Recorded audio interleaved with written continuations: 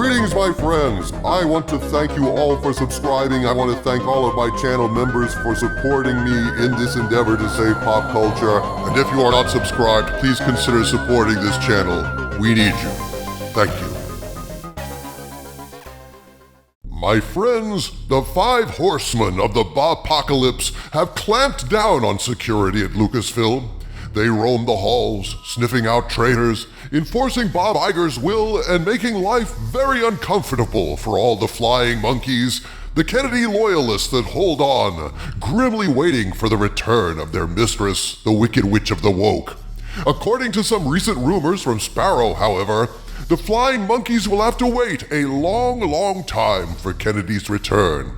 We have a Sparrow update for you today describing how Kennedy is being treated by the 5 horsemen of the Bob-pocalypse, and this update is going to make you laugh your ass off and fill you with an uncharacteristic joy. So be sure to stay tuned for this update toward the end of this video.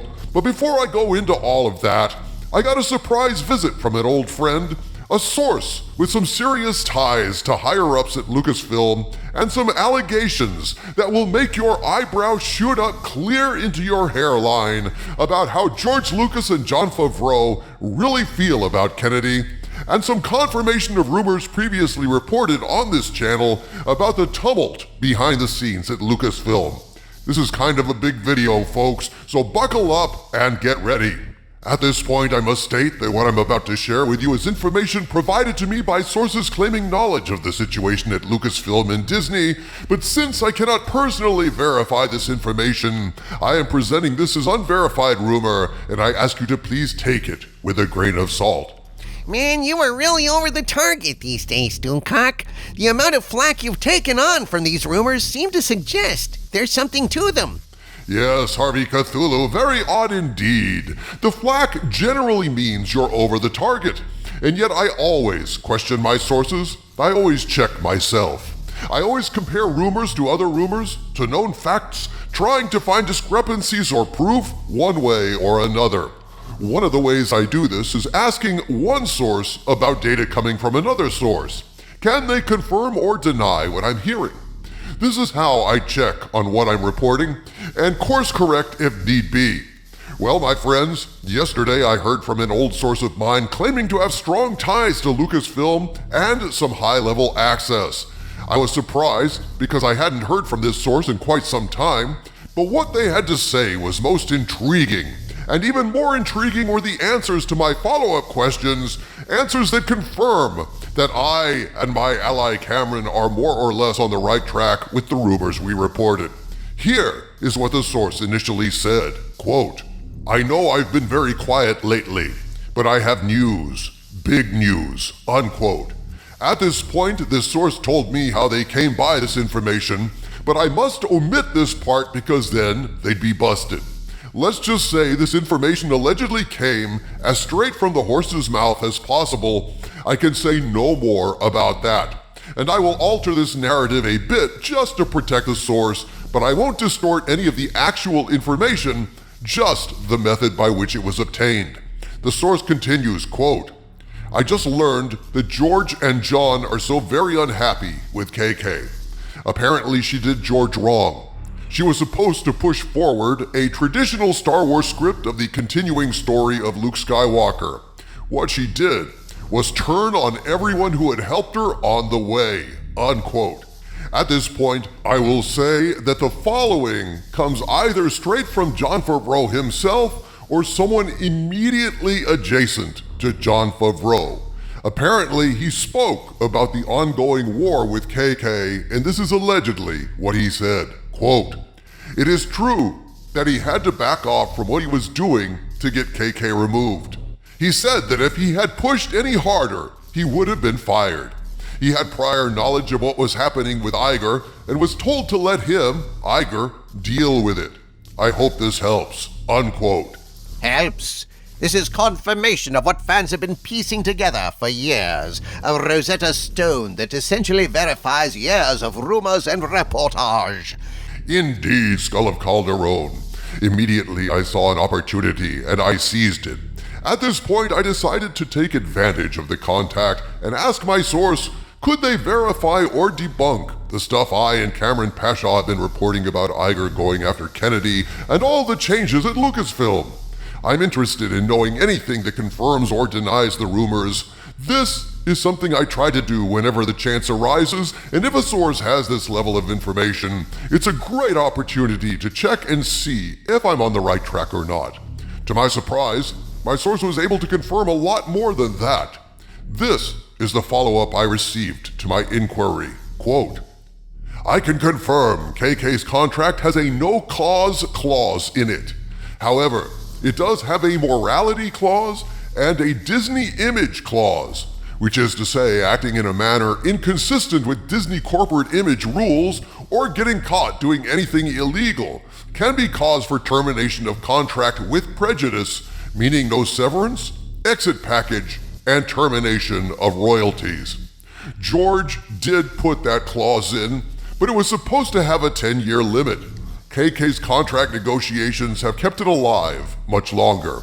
George is quietly at war with Kathy and doesn't want to do anything in public because if he did make a public move and it backfired, it could damage his position and a creative consultant for Lucasfilm causing him to not be able to work with John and Dave.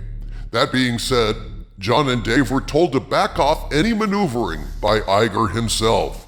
The 5 horsemen are a new fact of life in the office, and so are the team of forensic accountants going over Lucasfilm's financials with a fine-tooth comb.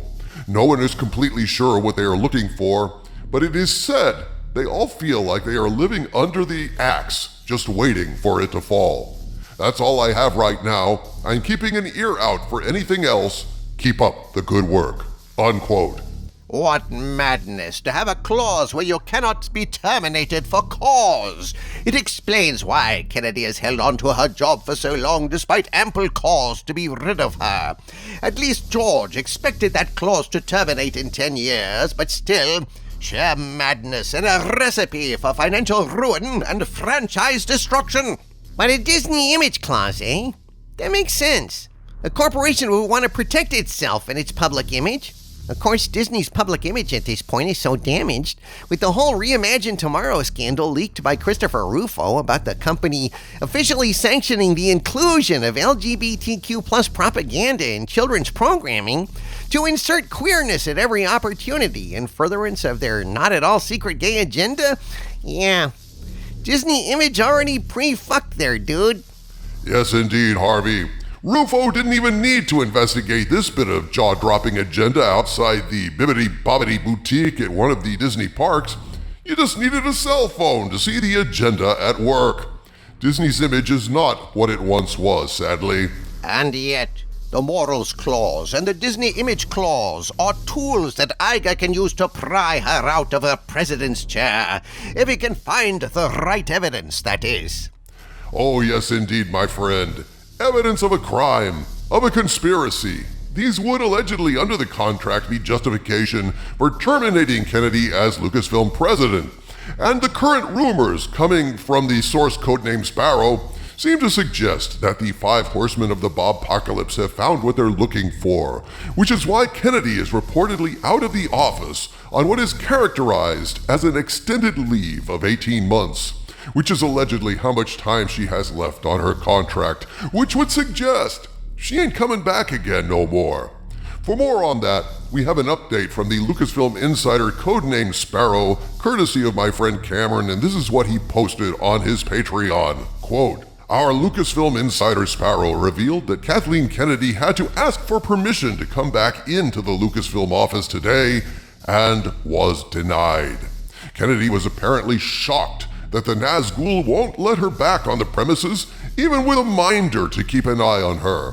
So she is setting a meeting in Burbank with Disney executives to express her outrage and pressure them to let her back on site. The humiliation of being kept off campus is clearly eating away at Kennedy.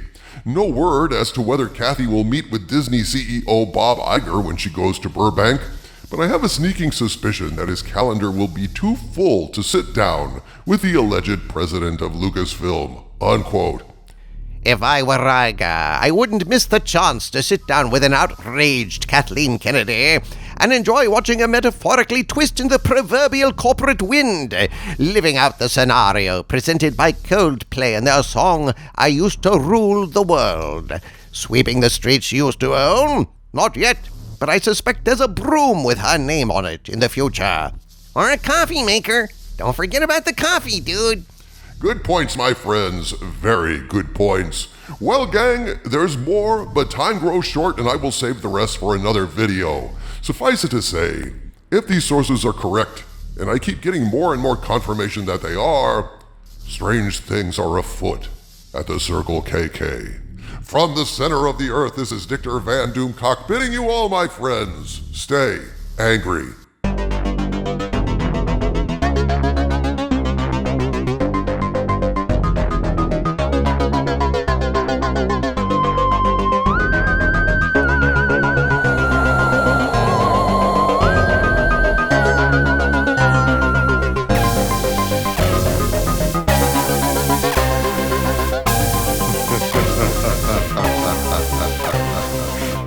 Ha ha ha ha ha ha ha ha ha ha ha.